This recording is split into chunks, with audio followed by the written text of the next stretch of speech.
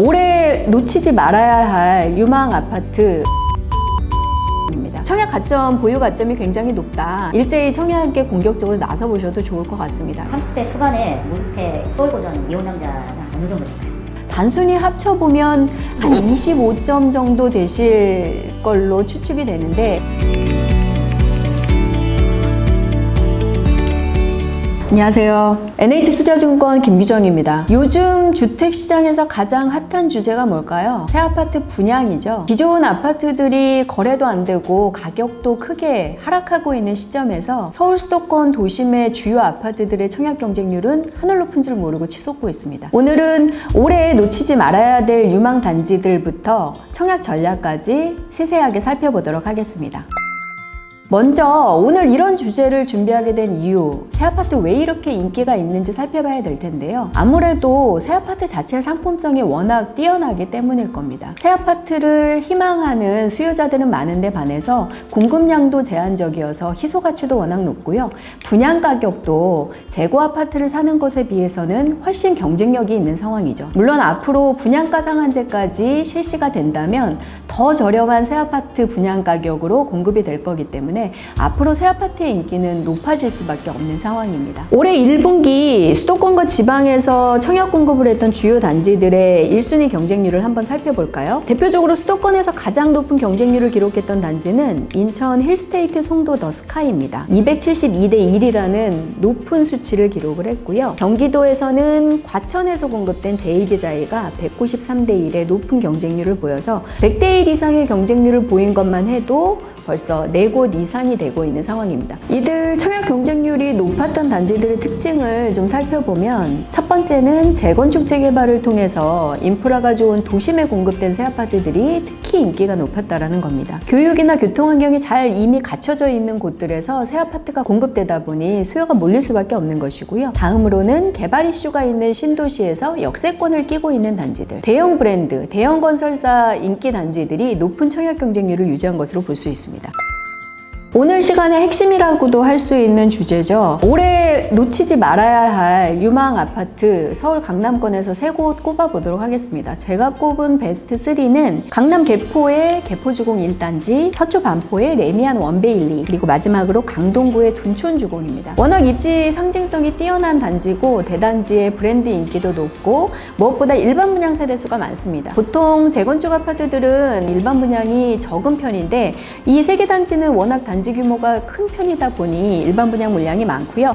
특히 강동 둔촌주공의 경우에는 일반 분양 세대수만 4,700가구가 넘습니다. 재건축 단지의 입지도 뛰어나고 일반 분양 물량도 많아서 청약 당첨 가능성이 그만큼 기대해 볼 만하다는 거고요. 현재 개포주공 1단지는 착공이 임박한 상태로 여름께 분양에 나올 것으로 예상이 되고 있는 상황이고요. 레미안 원베일리는 착공의 속도를 내고 있는데 분양 가격 협상에 좀 이슈가 있습니다. 둔촌주공도 마찬가지죠. 이들 3개 단지 모두 조합원들이 요구하는 분양 가격에 비해서 허그가 낮은 가격을 제시하고 있다 보니 분양가 결정이 되지 않아서 분양 일정이 계속 좀 미뤄지는 측면이 있는데요. 현재 분양가 상한제가 7월 말 시행 잡혀 있는 상태이기 때문에 그 전까지는 분양가 협상을 마치고 공급에 나설 것으로 예상을 하고 있습니다. 혹시나 분양가 상한제 때문에 혹은 허그와의 협상에 불만을 품고 후분양제로 전환이 될 경우에는 아쉽지만 선분양을 하지 못하고 올해 분양 계획이 무산될 가능성도 남아는 있습니다. 하지만 후분양제를 하게 되면 건설사의 금융비용 조달 같은 기타 문제들이 또 발생하기 때문에 조합원들이 요구한 가격보다는 낮은 가격에 선분양이 될 것으로 좀 기대를 하고 있고요. 그렇게 되면 분양에 당첨되시는 분들은 소위 로또 당첨에서 높은 프리미엄을 기대하실 수도 있는 단지들이어서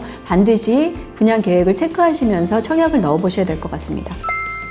이들 3개 단지는 워낙 유명한 단지여서 이들을 제외하고 수도권에서 살펴볼 만한 단지가 있다면 꼽아달라 라는 질문들도 많이 하시는데요. 일단 흑석 뉴타운에서 공급될 예정인 3구역에 흑석 리버파크 자이가 있습니다. 워낙 흑석 뉴타운이 현재 개발 중반을 넘어가고 있고 앞서 공급한 단지들의 분양가 프리미엄도 좋았었기 때문에 관심을 모을 수밖에 없는 상황이고요. 지하철 9호선도 이용할 수 있는 역세권 단지라고 볼 수 있습니다. 다음은 서울 강북권에 있는 단지입니다. 용도 6구역을 재개발하는 레미안 엘리니티 단지인데요. 1000세대가 조금 넘는 단지고요. 일반 분양 세대 수는 470여 가구 정도, 절반가량이 일반 분양을 하니까 그만큼 당첨 기대도 조금 해보실 수 있을 것 같습니다. 경기도에서는 과천을 첫선에 꼽아야 될 것 같습니다. 광명이나 성남에서 공급하는 재건축 단지들도 관심이 있지만 아무래도 과천은 서울에 준하는 높은 가격을 형성하는 곳이니만큼 예비 청약자들의 관심이 높은데요. 지식정보타운에서 공급되는 3개 블록이 현재 분양 일정은 아직 미정으로 남아 있습니다만 연내 공급은 될 것으로 보이고요. 현재 과천, 안양에 걸쳐서 고속도로 개발이나 지하철 4호선 연장 사업 같은 것들로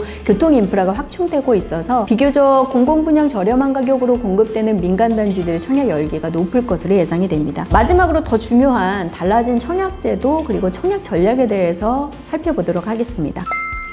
올해 달라진 청약제도들 워낙 많은데 청약하시는 분들이 놓치지 말아야 될 부분 첫 번째는 중도금 대출 규제입니다. 분양가격 9억 원을 초과하는 이상 되는 단지들이 청약 조정지역에서 나오게 되면 현재 중도금 대출이 되지 않습니다. 본인 자금을 마련해야 되는 문제가 있기 때문에 주의하셔야 되고요. 청약가점제가 공공택지나 투기과열지구에서는 전용면적 8호제곱미터 이하 소형에서 100% 적용이 되고 있습니다. 가점으로 당첨을 따지기 때문에 가점이 낮은 분들은 소위 이제 서울 같은 지역에 소형은 청약을 넣으셔도 당첨 가능성이 굉장히 낮다는 거니까 본인 가점이 얼마인지 따져보는 게 중요하겠고요. 전매 제한이 점점 길어지고 있습니다. 현재 청약 조정 지역에서는 분양권 소유권 이전 등기할 때까지 3년 동안, 그리고 투기과열지구는 소유권 이전 등기까지 최대 5년 동안 전매가 금지되기 때문에 소위 단타 투자는 불가능하다라는 얘기가 되겠고요. 분양가 상한제가 적용되는 곳들에서는 최대 10년까지 전매 제한이 지금 늘어나고 있는 상황입니다. 거주 제한도 강력해지고 있는데요. 동전의 해당 지역 거주 요건이 보통 1년 정도였다면 앞으로는 2년 이상 투기과열지구에서 늘어나게 됩니다. 서울, 광명, 분당, 그리고 하남, 과천, 수도권에서는 대표적으로 이들 지역이 투기과열지구인데 이 지역에서 공급되는 단지들은 해당 지역에서 2년 이상 거주를 해야만 해당 지역 우선순위를 받으실 수 있으니까 이사를 하시고자 한다면 훨씬 더 미리 이사가서 거주를 해야만 청약 자격이 주어지게 됩니다. 마지막으로 당첨되신 후에 재당첨까지 걸리는 시간이 더 길어지고 있는데요. 투기과열지구 또 분양가 상한제 적용주택의 경우에는 10년 동안 재당첨이 제한되고요. 청약과열지구에서는 7년 동안 재당첨이 금지가 됩니다. 마지막으로 청약 전략은 어떻게 세우는 게 좋을까요? 일단 제일 먼저 하실 일은 내 청약 가점이 얼마인지, 청약 자격 요건이 어떻게 되는지 따져보는 게 제일 중요합니다. 다음으로는 가점을 높일 수 있는 방법들을 최대한 따져보시는 건데 사실 가점을 전략적으로 높이는 방법은 많지는 않습니다. 유주택 세대원을 분리한다거나 부양가족 수를 늘리는 방법인데 요즘은 여러 가지 부양가족 조건도 까다로워져서 사실 노부모를 모신다던가 이런 방법으로 가점을 높이기는 쉽지가 않아서 차근차근 본인이 청약통장을 오래 보유하고 그리고 있는 부양가족의 주택 보유 같은 것들을 관리하고 그리고 무주택 세대주 기간을 좀 오랫동안 늘려서 가점을 높이는 전통적인 방법으로 가점을 높이시는 수밖에 없겠고요. 만약에 청약 가점, 보유 가점이 굉장히 높다, 70점 근처다 이런 분들은 걱정 없이 서울의 유망단지들 일제히 청약에 공격적으로 나서보셔도 좋을 것 같습니다. 중소형 30평형대 인기 단지들도 한 70점 정도면 경쟁을 해볼 만한 상황이고요. 만약에 가점이 낮다 그러면 추첨제 물건이 남아있는 중대형을 공략해 보시는 전략이 가능한데요. 이 경우에는 평수가 큰 만큼 분양 가격이 높아지기 때문에 본인의 여유 자금이 좀 많아야 됩니다. 그래서 내가 자금은 좀 넉넉하지만 가점이 낮다 이런 분들은 서울의 유망단지에서 평수가 좀 큰 면적들의 추첨제 물건을 공략해 보시는 게 방법이겠고요. 30대 초반에 무주택 서울고전 미혼 남자는 어느 정도 될까요? 단순히 합쳐보면 한 25점 정도 되실 걸로 추측이 되는데 가점도 낮은데 비용 부담도 너무 크다 이런 분들은 전략적으로 비규제 지역 중에서 소형 역세권 아파트를 찾아서 공략을 해보시는 게 좋을 것 같아요. 물론 비규제 지역인 만큼 입지적인 장점은 떨어질 수밖에 없겠지만 요즘은 수도권 역세권 아파트들도 상당한 프리미엄 수익률을 보이고 있습니다. 마지막으로 특별공급이라는 제도가 있죠. 그래서 신혼부부나 다자녀나 아니면 노부모 부양을 하고 있는 가구들, 생애 최초로 주택 구입을 하시거나 기관 추천을 받을 수 있거나 이런 분들은 사전에 먼저 특별 공급분이 배정이 되는 걸 알고 계시죠? 자격 요건이 되시는 분들은 생애 한 번 당첨되실 수 있는 기회이기 때문에 반드시 사용을 해보시기를 권하고 싶습니다.